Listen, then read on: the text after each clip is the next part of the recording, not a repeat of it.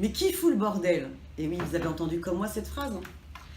Il y en a certains, au lieu de foutre le bordel, il ferait mieux d'aller regarder s'ils peuvent avoir des postes là-bas. Et oui, et c'est monsieur le président de la République, Emmanuel Macron, qui parlait ainsi hier, en faisant référence aux travailleurs de GMS, qui pendant ce temps-là est en train de se faire gazer, parce qu'ils voulaient rencontrer le président de la République, et ils se battent pourquoi? Pour défendre leur emploi, défendre leur entreprise. Ils sont 156 à être sur le carreau, à être au chômage. Et quand vous avez 50 ans, vous êtes mal, très mal. Alors moi, je vous pose la question, oui. Qui fout le bordel en ce moment dans notre pays?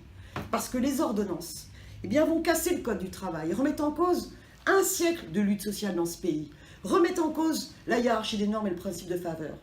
Qui fout le bordel? Quand on voit que dans notre République, il y a des départements entiers qui ont été obligés de retarder la rentrée scolaire du fait de la suppression des contrats aidés.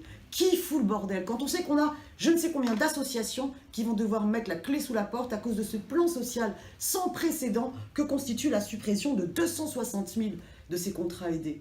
Qui fout le bordel? Quand on voit le projet de loi de finances qui va imposer une saignée supplémentaire terrible à l'hôpital public qui est déjà en terrible souffrance.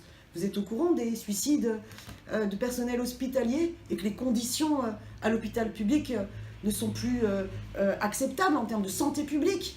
Qui fout le bordel sur les questions, par exemple, écologiques, quand on voit l'urgence de lutter contre le dérèglement climatique et que ce gouvernement a décidé d'appliquer le CETA, l'accord de libre-échange avec le Canada, alors que l'on sait que ça va totalement à l'opposé de l'intérêt écologique.